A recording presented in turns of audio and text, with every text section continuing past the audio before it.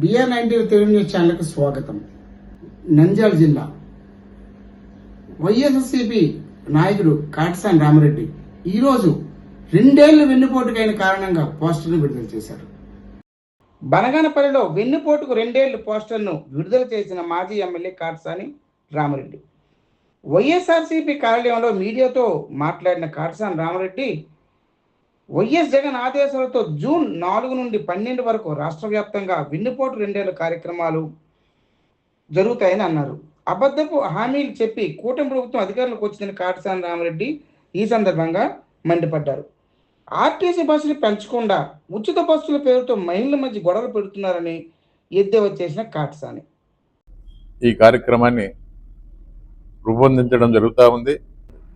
ఈ విధంగా బస్సులు తక్కువగా ఉండడం వల్ల మరి సకాలంలో బస్సు ప్రయాణం చేయాలంటే అందుబాటులో ఉండదు.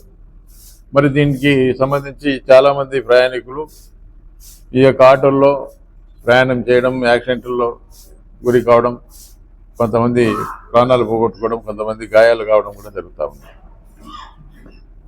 మరి మీరు ఫ్రీ బస్ అన్నప్పుడు ఆ మహిళలకు సంబంధించి పూర్తి స్థాయిలో బస్సులు ఏర్పాటు చేయవలసిన అవసరం ఉంది.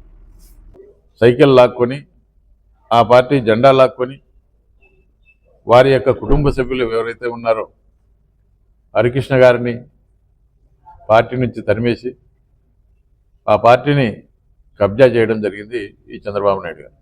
మీరు ఏం చేశారని చెప్పి గ్రామాల్లోకి వెళ్ళి ఏ ముఖం పెట్టుకొని ఏదైనా ఒక అభివృద్ధి అని కానీ ఒక సంక్షేమం కానీ ఏదైనా చేసి ఉంటే మేము ఫలానా చేసినాము, మా ప్రభుత్వం ఇది, మా గొప్పతనం ఇది అని చెప్పి మీరు చెప్పుకునేదానికి వీలుంటుంది.